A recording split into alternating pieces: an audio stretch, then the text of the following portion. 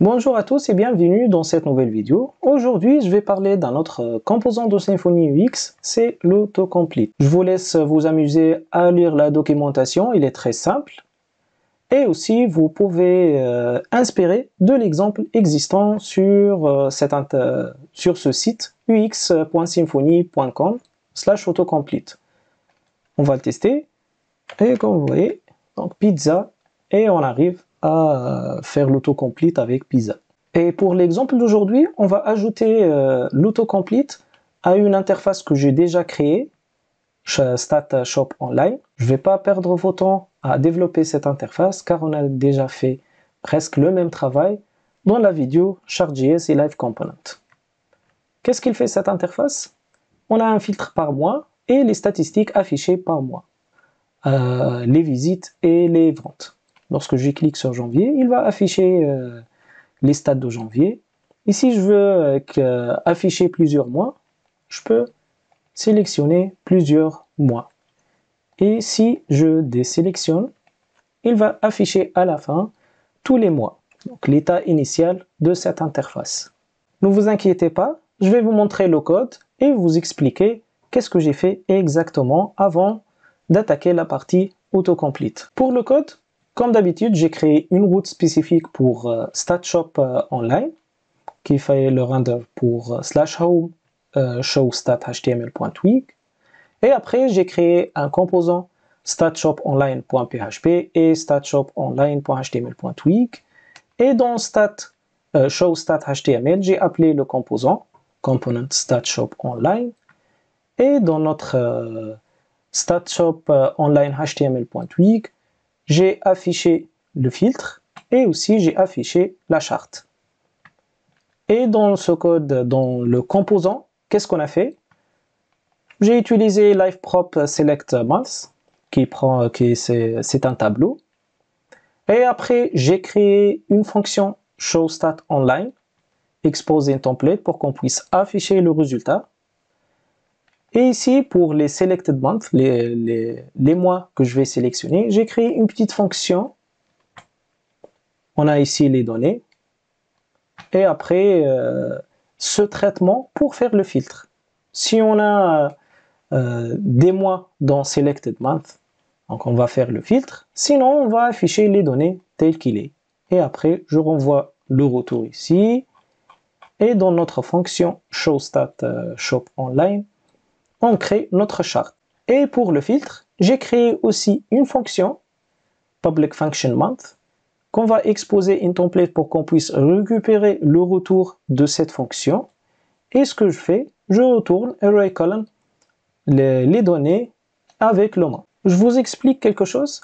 Toutes les données dans ce tableau-là, vous pouvez le simuler à un appel API ou bien un appel dans le repository pour récupérer les données de la base de données. Mais pour faciliter le traitement de cet exemple, j'ai mis un tableau direct, mais pour vous, dans vos projets, ça va être soit un appel d'un provider d'une API externe ou bien un appel pour récupérer les données de votre base de données. Mais avant d'installer Autocomplete, je vais vous montrer un problème sur ce code. Tout d'abord, on va faire un appel ici pour afficher janvier seulement. Je retourne sur le code et je vais mettre dd test dans la fonction qui récupère les mois. Je retourne ici, je fais un autre appel avec février. Vous pouvez voir qu'on a mis plein de temps pour l'afficher. Et comme vous voyez ici, il affiche test. Du coup, cet exemple-là, lorsqu'on fait un appel pour filtrer, il va aussi recharger la liste des mois. Par contre, nous, la liste des mois, c'est une liste statique. Ça ne va pas être changé. Toujours, on a 12 mois. Du coup, on n'a pas besoin de recharger. À chaque fois que la charte change, on recharge aussi la liste des mois. Par exemple, si vous récupérez la liste des mois d'une base de données, à chaque fois qu'on change le mois, on va lancer une requête pour récupérer la liste de mois de la base de données. Et ça, c'est un problème pour la performance et aussi un appel qu'on n'a pas besoin. On a besoin seulement d'afficher la liste des mois lors de l'affichage de cette interface la première fois et c'est bon, c'est tout, on n'a pas besoin de refaire un autre chargement. Et comment on peut corriger ce problème? Je vais vous montrer ça maintenant. On va utiliser une fonction qui s'appelle mount dans ce composant, et le mount il va être appelé seulement lors de premier affichage de notre interface de ce composant. Qu'est-ce qu'il faut faire?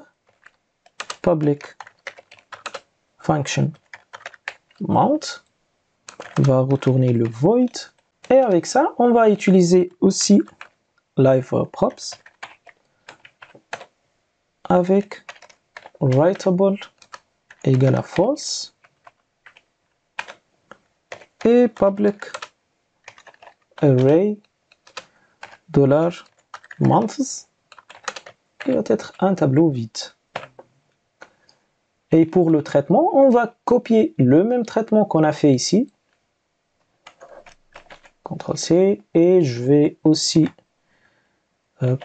commenter ce code et le mettre ici. Après, au lieu de retourner directement, car ici on ne retourne rien, je vais mettre $months égale array column de notre brut data. Et c'est tout. C'est ça le changement, car j'ai mis le même nom que la fonction que j'ai commentée.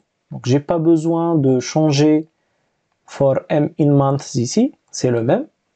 Maintenant, on va refaire le test. Le filtre fonctionne bien, on n'a pas de problème. Maintenant, c'est juste, je vais ajouter un DD test pour vous montrer que cette fonction n'est pas appelée maintenant. On est sur février et j'affiche mars maintenant. Et comme vous voyez, notre filtre fonctionne bien. Pour conclure, vous pouvez initialiser les données, ou bien, comme notre exemple, le filtre, et après on n'a pas besoin de faire des changements, on peut utiliser cette fonction mount. Et si vous voulez voir plus de détails sur cette fonction, vous pouvez consulter la documentation de Twig Component sur la partie mount method. Maintenant, on va attaquer notre composant autocomplete et on va l'installer avec la commande composer require symfony /ux autocomplete.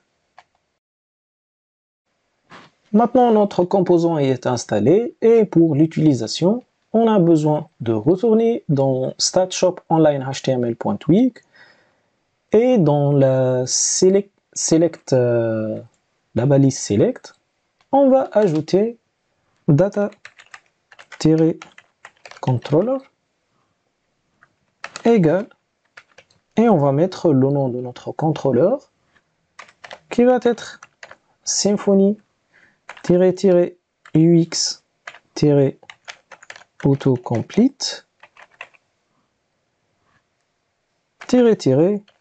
autocomplete. Et c'est tout. C'est ça pour l'utilisation dans notre cas. Il y a d'autres utilisations avec les formulaires, mais dans ce cas, c'est juste ajouter data controller symfony-ux-autocomplete-autocomplete.